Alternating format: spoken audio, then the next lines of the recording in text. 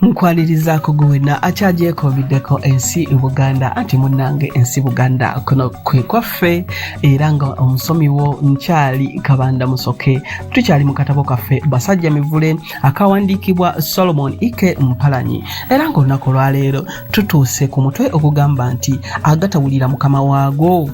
Mivule yalaba munne agenze n'amanya nti obuzibu bumutuukiridde bw'atyo kwe kutandika ng'okugenda mu Kampala okwenoonyeza emirimu asobole okwefuniranga ku busente. Yeewuuba enfunda ne ziwera ng'abuliddwa omuntu oba kampuni emufunira akalimu anti buli we yatuukanga nga bwe bamubuuza obuyigirize bwe nga tebutuukana na kifo omwabanga mwetaagibwa omukozi. Naye ddaaki mukoddomi we kwe kumuzuulira omulimu gw'okuweereza amataffaali, ebyuma n'embaawo ku kizimbe ekinene ekyali kizimbibwa mu bitundu by'e Mulago. Mivule mukadde we yamutegeeza ekyabula ennaku 6 okuwandiika abakozi ku beewo, naye ye ennaku ezo zonna yazimala ku kizimbe awo ng'atunuulira banne engeri gye bakolamu era ne ku lunaku lwe baagabanirako empeera yaliwo. Ensaalwa n'ebula okumutta. Olunaku olw'okuwandiikirako abakozi Mivule teyeebaka anti yagolokoka mu kinywambogo obudde bugenda okutunula buti ng'omuvubuka ali mu kifo alinda muwandiisi yekka. Okuva eka mukadde we yali amuwadde akabaluwa akamwanjula eri mwami Ziryawulawo eyali omuwandiisi. Mivule yali musajja nga tanyigirwa mu nnoga. Ye olwalaba omuntu atudde ku ntebe n'abuuza omusajja yali okumpi nti ssebo oyo ye mwami Mmundu Ziryawulawo? Ko omusajja nti ye yoyo. Mivule kwe kuyita ku basajja bonna abaamuli mu maaso nga bw'agamba nti bassebo mumpe ku ffaasi ntuuke mangu ku mukulu oyo, nina ensonga enkulu ennyo gye bantumye gy'ali. Mivule ng'ayitawo ng'awaayo bbaluwa. Mmundu Ziryawulawo olwagimalako okugisoma yawandiika buwandiisi linnya lya Mivule era n'amugamba nti bw'olaba abantu baweddewo mwana wange okomawo ne neeyongera okukulabamu. Amangu ago Mivule ng'adda bbali ng'alatta nga yeerangajjira ng'eyakasibira embaale. Okuwandiika olwaggwa omuwandiisi n'atandika okugabira abakozi bonna abajja emirimu. Mivule yamukwasa mu singasinga bw'abanga akola naye. Ku lunaku olwo Mivule yasitula emiti emizito n'asitula ebyuma n'aweereza seminti n'abakkira n'amataffaali. Munnange nno bwe yeewunzika wansi ekiro ekyo kata nno enkeera alemwe okugolokoka mu budde obutuufu. Mivule bwe yagenda amanyiira omulimu n'atandika okuzuula nti yali yeegundulira bwereere kifuba ng'asitula buli kintu n'ebimu ebyali ng'ebizito ennyo. Yatandiikiriza mpolampola mu wiiki ezaddirira mu mwezi okugaananga okusitula ebintu omusingasinga bye yamutumanga. N'omusingasinga yalaba omuvubuka atandika okukaluba ku mulimu kwe kumuloopa eri omukulu w'ekizimbe. Mivule baamuboggolera mu ofiisi n'empale n'erebera era yagenda okuvaayo ng'amaze okulabulwanga bwe yali ajja okugobwa ku mulimu singa mukama we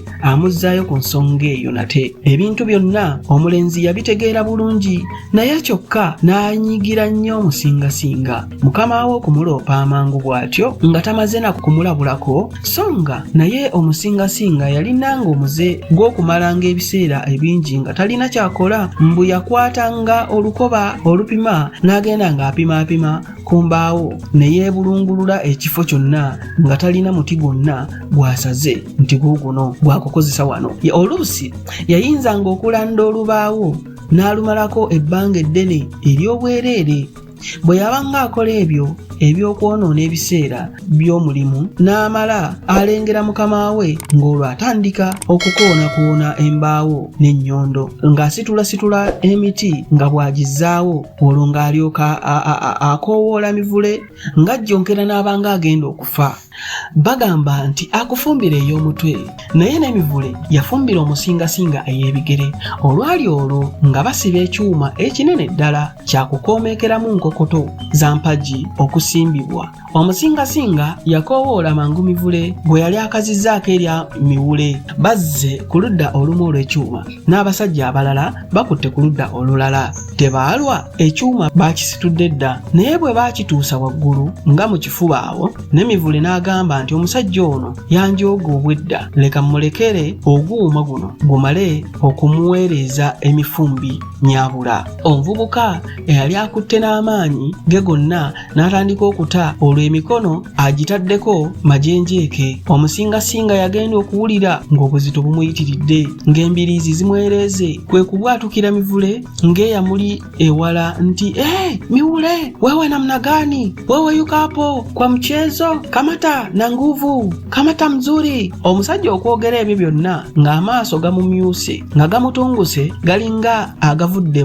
mu kiwanga. Mivule yalaba omusajja afa, kwe kukwata ekyuma ne bakituusa we baali bakyagala. Okalyadda kaddadda Mivule yasanyuka kubanga mukama we eyali amukuluusanya naye yali amunyizizza ekyuma. Kyokka n'omusingasinga naye yali amussiza kasiiso n'okugamba nti weeyokeredde mukira kubula ky'otuuza. Omwezi tegwalwa ne guggwako. Ku lunaku lwa 30 abakozi olunyiriri baasimba lwa kasota nga n'emitima gibali wamu okugenda okufuna ensimbi zaabwe ezaabafuuyisanga empewo oluusi n'enkuba n'ebakuba era ezaabokesanga akasana ng'oluusi baagassengako n'okuboggolerwa. Waali wasigaddeyo abakozi 3 batuuke ku Mivule. N'awulira ng'emmeeme emutyemuukirira. Yagenda okulaba ng'atuuyanye engalo n'ebigere nga n'entunnunsi zimukuba bulala. Tewaayita kaseera nga yatuuse dda ku mmeeza omusajja Kyeruppe yali agaba ensimbi bwe yasoma erinnya Mivule ku tikiti n'asitula amaaso n'amutunuulira. Oluvannyuma n'anyeenya omutwe nga bwe yeesooza. Bwe yamala okusaza mu tikiti n'abala siringisi 28 n'azikwasa Mivule. Ate n'akwata ekkalaamu ye n'asaza mu linnya lye mu kitabo mwe yali liwandiikiddwa. Oluvannyuma n'amugamba nti sikia Mivule, hapana rudi hapa mwezi ingine, kazi yako na kuisha, kwaheri. Banne bonna abaali bawulira Oluswayiri ne bakwata ku mimwa olw'okugobwa kwa munnaabwe. Amangu ago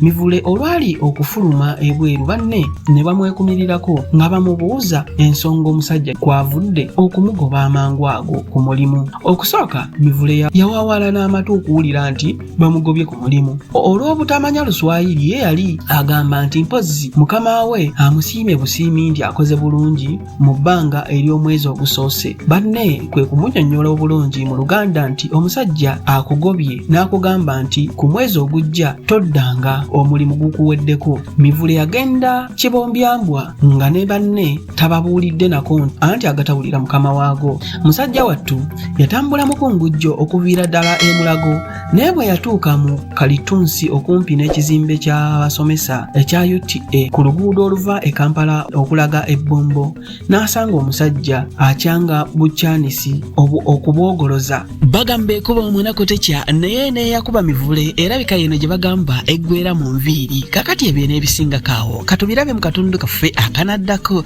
nga tukyali mu katabo kaffe Basajja Mivule akawandiikibwa Solomon Ike Mpalanyi era nga tukyali ku mutwe ogugamba nti agatawulira mukama waago. Kabanna musoke kanzire ekyaggwe tuddingana ate ku mulundi ogunaddako anti munnange si Buganda kuno kwe kwaffe.